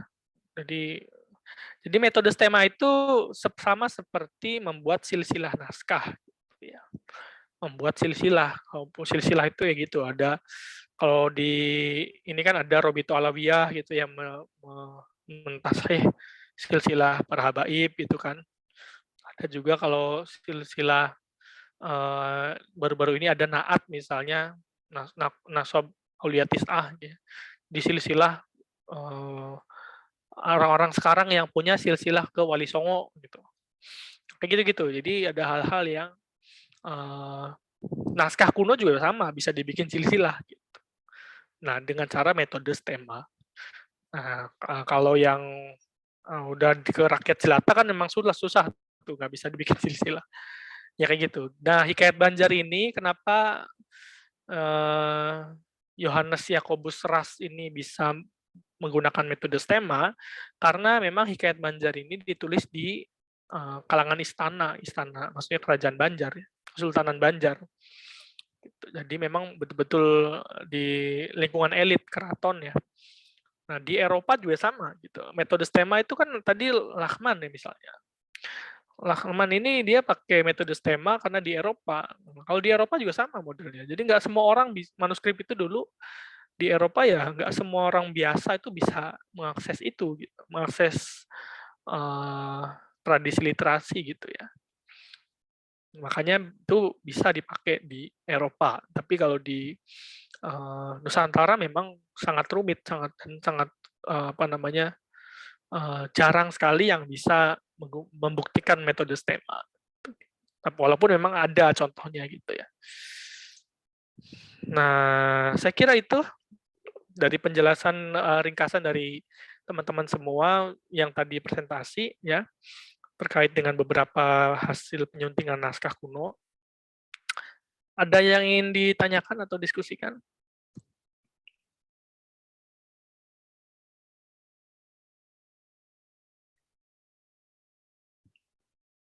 Terkait dengan tadi edisi kritis, edisi diplomatik, gitu. Ya secara sederhana gitulah. Kalau faksimil itu ya kayak fotokopi gitu ya, dicetak langsung naskahnya. Kalau diplomatik ya hanya menyalin saja gitu, artinya dari teksnya secara apa adanya. Kemudian ada yang edisi kritis ya, edisi kritis itu ya itu tadi yang pernah teman-teman lakukan ya beberapa waktu lalu. Juga ada edisi campuran ya sama teman-teman juga pernah lakukan gitu beberapa waktu lalu yang tetap membawa teks aslinya walaupun itu salah tetap ditulis gitu di bagian entah itu di bagian bawah atau di bagian atas. Di bagian bawah seperti di footnote gitu ya atau di bagian atas ya di teks inti penyuntingan. Saya kira itu ada yang didiskusikan? Bapak, Ya, silakan. Siapa tuh? supaya tidak salah paham lagi kan ya tadi itu gimana kalau Bapak menjelaskan tugas yang sekarang, Pak? Tugas yang sekarang yang mana? Untuk minggu depan. Oh, Anda rajin sekali. Ya. Supaya nggak terjadi kesalahpahaman lagi, Pak. Oke, tugas ya. Berarti udah semangat berarti ngerjain tugas tuh. Ya, 5C. Nah. Oke, saya screen dulu ya. Nah, ini saya membuat satu tugas ya untuk minggu depan. Kayaknya minggu depan tuh pertemuan berapa ya? 13 ya? 13, Pak. Iya, 13 berarti pertemuan sebelum UAS. Ya, pertemuan untuk minggu depan, jadi saya meminta teman-teman semua untuk memilih ya, nanti berkelompok, ini kan ada 8 ya, bikin 8 kelompok. Nah, satu kelompok milih salah satu ya. Ini kan ada 8 buku ya, 8 e-book ya. 8 e-book hasil penelitian manuskrip ya, hasil kajian manuskrip. Ada yang ahli bahasa ya, ada yang ini kebanyakan ahli bahasa sih, jadi kayak penerjemahan ya. Tapi biasanya ada naskah kuno yang dilampirkan gitu. Nah, pilih salah satu e-book. Nah, jadi satu kelompok satu e-book, tentu saja harus berbeda ya. Makanya saya sediakan ada 8. Nah, kemudian masing-masing kelompok itu harus mempresentasikan apa yang dia baca gitu, di buku ini. Ya, bikin slide-nya aja, PowerPoint gitu. Nah, kemudian salah satu dari sekian banyak saya harus menceritakan isi. Jadi ya diceritain isinya apa gitu. Ini manuskrip ini misalnya kayak Suluk Dewa Ruci. Ini kisah tentang seorang Bima yang gimana-gimana gitu ya. Ya cerita lah, kita pengen dengar ceritanya lah pada dasarnya gitu. Jadi dari sekian banyak slide yang dibuat, itu teman-teman coba diceritakan isi ceritanya itu apa sih. Kan gitu, orang biasanya kan kalau cerita kan enak ya. Kalau dengerin cerita kan enak gitu. Kita ngegibah aja bisa berjam-jam gitu, misalnya itu kan cerita. Nah, kalau sekarang kita coba isi cerita mandal manuskripnya itu apa gitu. Karena kalau yang suka zaman waktu kecil itu suka dengerin cerita gitu ya, dengerin dongeng, ini ya sama aja model kayak gitu-gitu. Ya, supaya barangkali nanti kalau punya anak, kalau nemenin tidur kan dongengnya itu banyak gitu, stok dongengnya itu banyak. Gitu. Nah, gitu. Jadi saya pengen dengar juga ceritanya apa dari sekian banyak slide ya. Nah, kemudian ya silakan sekreatif mungkin ya bikin presentasinya. Kalau bikin presentasi itu ya jangan dikopas semua teksnya. Ini poin-poinnya aja kan. Kalau itu artinya kalau dikopas semua kan ya kayak belajar membaca kan. Jadi kalau presentasi itu ya cukup poin-poinnya aja. Misalnya ini kisahnya ini gitu ya. Tugasnya dikumpulkan minggu depan hari Rabu 1 Desember pukul 8 malam. waktu Indonesia Barat gitu ya. Nah, kurang lebih seperti itu. Ya, mudah lah. Gimana? Udah menjawab? Slide PPT-nya nggak ditentuin kan ya Pak ya, bebas ya? Bebas, silakan. Sekreatif mungkin dari teman-teman. Siap. Gitu ya. Tapi kelompoknya udah ada kan berarti? Udah, Pak. Ya sudah, tinggal dibagi aja nih 8 bukunya. Oke, Pak. Maksud dari saya memberikan tugas ini biar teman-teman juga tahu gitu hasil terbitannya kalau kajian manuskrip atau kajian tahqiq turos tuh kayak gimana sih? Nah, kalau ini bisa dibaca ya, bisa dilihat ternyata kayak gini gitu misalnya. Nanti biar bisa dapat gambaran, nanti kalau UASnya juga sama, nanti saya minta berkelompok juga. Nggak tahu, ini saya pernah ngomong nggak sih di kelas ini, UASnya? Belum, Pak. Belum ya, berarti nanti saya bikin ini GCR-nya. Nanti tugasnya sama berkelompok gitu.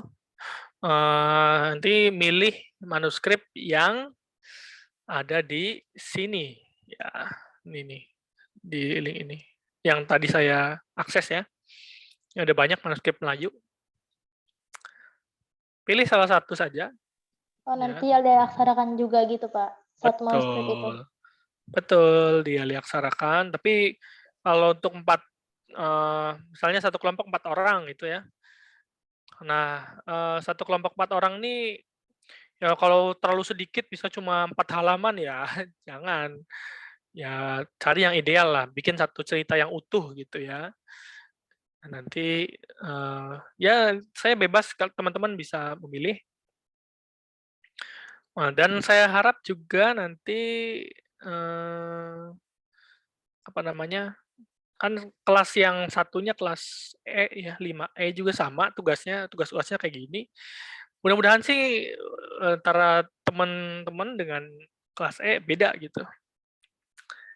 Supaya punya perbedaan gitu, artinya punya, kalau misalnya menyunting naskah yang sama kan ya buat apa gitu, nggak ada perbedaannya. Jadi pengennya sih kelas 5C itu ya beda gitu dengan kelas 5E. Naskahnya ya, manuskripnya gitu. Nanti berkelompok silahkan pilih yang mana saja. Ini kan ada banyak nih, ada berapa puluh ya. Ada kali 50 lebih mah. Gitu. Nanti linknya boleh dilampirkan di Telegram nggak, Pak? Betul, iya nanti saya bagikan. Nah, sebelum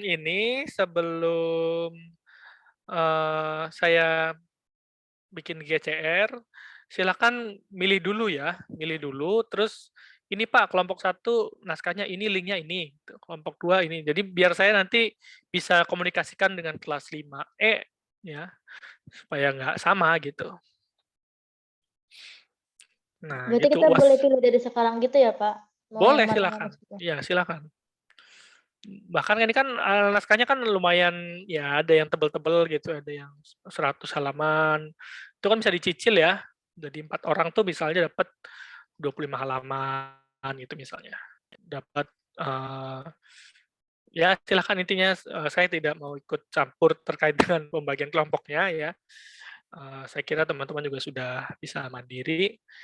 Kalau misalnya 8 kelompok itu berapa orang ya? Bisa 5 ya? Ada yang 5, ada yang 4. Ada yang 5. Itu boleh kan, Pak? Boleh, silakan. Ya kesepakatan teman-teman, mau yang 5, mau yang 6. Tapi ya silakan. Yang penting semua dapat ya, maksudnya dapat bagian untuk mengaliaksarakan gitu. Nah, nanti hasilnya akan ini apa namanya, disetorkan bersama-sama dengan. Tapi saya kira cukup dengan ini aja. Nanti dikumpulkannya via email ya, via email saya. Jadi di GCR tuh teman-teman cukup di screenshot aja. Gitu. Cukup ngumpulin screenshot aja, nanti saya nilainya dari email aja gitu ya. Karena kalau saya harus baca satu-satu kadang misalnya nilainya misalnya nilainya siapa nih? Di sini nilainya satu orang, tapi sekelompok kok saya beda Pak nilainya gitu. Khawatir ada konflik-konflik seperti itu. Makanya walaupun memang secara umum ini pembagiannya individual gitu ya, tapi saya harap teman-teman bisa saling membantu. Ini lo bacanya apa gitu ya. Karena memang karyanya ini karya kelompok gitu, supaya ya dari teman-teman bisa kolaboratif gitu atau bisa kolaborasi dengan baik gitu. Kolaborasi itu bukan hal yang buruk saya kira, artinya dalam hal ini bersama-sama bahu-membahu gitu antara teman-teman yang satu dengan yang lain, itu bisa menghasilkan satu karya yang baik gitu ya. Itu saya kira seperti itu UAS-nya. Lumayan ya Pak. Lumayan apa? Lumayan, pokoknya lumayan deh. Lumayan apa? Mudah Lumayan apa kan? teman-teman? Gampang lah, itu kan artinya bareng-bareng lah gitu. Kalau ada yang susah ya tinggal ngobrolin gitu. Dan waktunya kan lama nih, masih ada sebulan lagi lah gitu ya. Silahkan dicicil, misalnya satu hari satu halaman kan cukup. Misalnya kalau misalnya dapat 100 halaman, ya artinya satu orang 25 halaman gitu. Jadi bisa ini. Ini kan sebetulnya ya mikir, tapi nggak mikir jawaban gitu kan. Ini kan cuma ini naskahnya ya, ini naskahnya di depan Anda, kemudian Anda baca kan, ketik aja kan gitu kan. Caranya kayak gitulah. Filologi kan kayak gitu. Nanti sih saya berencana pengen karya teman-teman tuh pengen diterbitin ke jurnal ya. Jadi nanti masing-masing kelompok kolaborasi dengan saya nanti bikin makalahnya gitu. Nanti teman-teman juga namanya masuk ke jurnal gitu. Nanti kan yang artinya yang bangga kemudian yang kreditnya naik tuh bukan hanya teman-teman atau saya juga, tapi IKI juga kan, ini mahasiswa-mahasiswa IKI itu produktif gitu. Nah nanti kemarin juga saya nge-tweet di Twitter itu, saya bilang ini naskah-naskah digital tuh ya alhamdulillah punya manfaat yang baik gitu. Kawan-kawan saya di IKI sudah menghasilkan setidaknya 5 suntingan teks gitu ya dengan kelas sebelah gitu ya. Sudah menghasilkan 5 suntingan edisi teks gitu. Dari berbagai manuskrip digital, dari Leiden, dari yang pertama itu kan dari Leiden tuh, dari Leiden, kemudian dari yang ini kan British Library gitu, dan dari Dreamsea dan seterusnya. Dan itu diapresiasi sama Leiden di Belanda gitu. Terus sama ada kurator dari British Library ini yang punya website ini dari Inggris, yang mengapresiasi juga gitu, anak-anak IKI ternyata keren-keren gitu. Diapresiasi oleh dunia internasional dalam hal manuskripan gitu. Nah maka dari itu ini sih ya saya juga bekerja sama dengan teman-teman gitu ya. Artinya nanti saya yang buat penjelasan, buat makalah dan seterusnya. Nah teman-teman menyediakan korpus dari hasil ini gitu. Kemudian ayo kita sama-sama naik bareng lah gitu. Adapun nilai sih udah nggak usah dipikirin lah, nggak usah ini. Nilai udah ada lah, santai, tenang aja. Kalau yang penting teman-teman ngerjain tiap minggunya aja itu udah bagus nanti juga nilai. Karena kan itu nilainya kan di GCR ter-record semua ya. Artinya dari pertemuan pertama sampai terakhir nanti juga kan kalau teman-teman ngerjain semua itu udah bisa dihitung sendiri kan. Udah ini saya nilainya pertemuan pertama 80, pertemuan ketiga 85. Mau ngitung, kalau mau iseng ngitung itu bisa hitung sendiri. Hasilnya juga akan keluar. Lebih kayak gitu. Ya. Bapak emang nggak bisa kalau misalnya satu manuskrip itu dibikin jadi untuk 2 kelompok gitu? Kalau tebal bisa satu kelompok. Kalau tebal bisa silahkan. Kalau tebal banget misalnya ya. Wah ini Pak saya ceritanya bagus nih. Kalau tebal banget ya silahkan bisa. Kemarin jujur Pak beberapa halaman aja tuh udah banyak banget. Udah capek banget. Itu Nanti kan kan enggak. kemarin 4 halaman ya. Ya. Paling banyak kan 4 halaman. Tapi nanti saya coba ini deh, saya coba ini lagi, tapi silakan ngambil manuskrip aja dulu gitu ya. Nanti kalaupun misalnya saya ada distribusi misalnya 4 naskah misalnya tebal-tebal gitu, nanti kita ngerjain keroyokan gitu bareng gitu. Itu nanti saya distribusikannya kayak gitu, bisa kemungkinan seperti itu. Tapi yang jelas teman-teman silakan pilih naskah dulu dari 8 kelompok ini.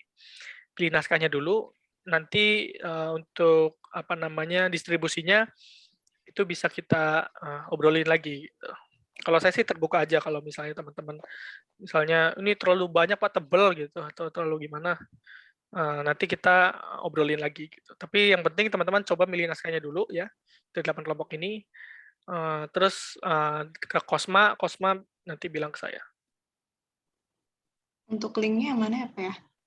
Iya, nanti saya share di Telegram ya. Oke. Baik, Pak. Oke. Kalau kemarin kan 4 halaman itu kan ada banyak yang kosong juga sebetulnya kan. Manuskripnya. Iya, ada yang kosong. Saya juga baru. Iya, jadi jangan berpikiran manuskrip tuh penuh semua, enggak juga. Ada yang kosong, ada yang cuma kalau di halaman paling pembuka suka itu Pak cuma sama yang kosong. 3 halaman gitu. Ya gitulah intinya. Tadi kemarin tuh siapa yang Telegram saya itu ngechat saya, ini Pak kosong ya Pak, ya itu rezeki kamu berarti. Iya Pak, kelompok saya banyak yang kosong. 2 halaman. Iya. 3 apa 2 Ada yang dicoret-coret juga, Pak. Iya, yang dicoret-coret gitu-gitu kan. Artinya yang kosong-kosong. jadi manuskrip itu karena apa namanya? Karena tulisan tangan manusia, ya suka-suka dia mau diloncat, mau di gimana kan. Jadi jangan dibayangkan kita kayak buku biasa yang kita beli gitu ya. Kalau buku biasa mah ya penuh harus dipenuhin gitu kan. Kalau manuskrip itu ya banyak juga yang kosong. Kadang satu naskah itu ada yang kosongnya itu bisa 8, kadang bisa 16 gitu kan, bisa banyak gitu. Oke, itu saja. Terima kasih telah mengikuti kelas ini. Mudah-mudahan teman-teman semua selalu sehat walafiat ya. Karena memang cuacanya juga sudah mulai musim penghujan. Oleh karena itu, jaga kesehatan dengan baik. Dan salam untuk keluarga. Dari saya sekian. Assalamualaikum warahmatullahi wabarakatuh. Waalaikumsalam warahmatullahi wabarakatuh. Terima kasih, Pak. Ya, sama-sama. Kosma, tolong ini ya, laporan absensinya. Siap, Pak. Ya, oke. Saya izin live dulu ya. Iya, Pak. Oke.